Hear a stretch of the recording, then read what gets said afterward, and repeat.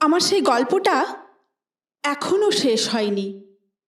শোনো, পাহাড়টা আগেই বলেছি ভালোবেসেছিল মেঘকে, আর মেঘ কিভাবে শুকনো খটখটে পাহাড়টাকে বানিয়ে তুলেছিল ২৬ বছরের ছোকরা, সে তো আগেই শুনেছ। সেদিন ছিল পাহাড়টার জন্মদিন। পাহাড় মেঘকে বললে, আজ তুমি লাল শাড়ি পরে আসবে। মেঘ পাহাড়কে বললে, আজ তোমাকে স্নান করিয়ে দেব চন্দন জলে।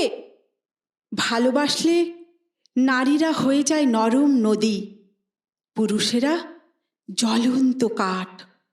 সেইভাবেই মেঘ ছিল পাহাড়ের আলিঙ্গনের আগুনে, পাহাড় ছিল মেঘের ঢেউ জলে। হঠাৎ আকাশ জুড়ে বেজে উঠল ঝড়ের জগঝম্প। ঝাঁকড়া চুল উড়িয়ে ছিনতাইয়ের ভঙ্গিতে ছুটে এলো এক ঝাঁক হাওয়া। মেঘের আঁচলে টান বেনে বললে, ওঠ ছুরি, তোর বিয়ে। এখনো শেষ হয়নি গল্পটা। বজ্রের সঙ্গে মেঘের বিয়েটা হয়ে গেল ঠিকই, কিন্তু পাহাড়কে সে কোনো দিনই ভুলতে পারল না। বিশ্বাস না হয় তো চিরে দেখতে পারো পাহাড়টার হাড় পাঁজর।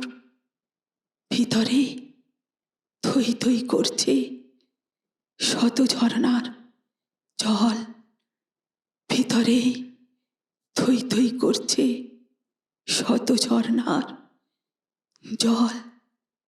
আগামী দিনের পরিকল্পনা বলো, কি ইচ্ছে আছে?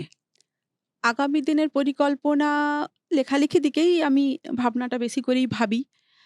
প্রচুর লিখবো। কলমটা কিন্তু একেবারে আরো শক্ত হাতে ধরে তুমি আমাদের জন্য লিখে চলো। পরের কবিতায় যাব দিদি। ছাড়পত্র দিয়ে শেষ করব। যে শিশু ভূমিষ্ঠ হলো আজ রাত্রে, তার মুখে খবর পেলুম, সে পেয়েছে ছাড়পত্র এক। নতুন বিশ্বের দ্বারে তাই ব্যক্ত করে অধিকার, জন্মমাত্র সুতীব্র চিৎকারে। খর্বদেহ নিঃসহায়, তবু তার মুষ্টিবদ্ধ হাত উত্তোলিত, উদ্ভাসিত কি এক দুর্বোধ্য প্রতিজ্ঞায়। সে ভাষা বোঝে না কেউ, কেউ হাসে, কেউ করে মৃদু তিরস্কার। আমি কিন্তু মনে মনে বুঝেছি সে ভাষা। পেয়েছি নতুন চিঠি, আসন্ন যুগের পরিচয়পত্র পড়ি। ভূমিষ্ঠ শিশুর অস্পষ্ট কুয়াশা ভরা চোখে। এসেছে নতুন শিশু, তাকে ছেড়ে দিতে হবে স্থান।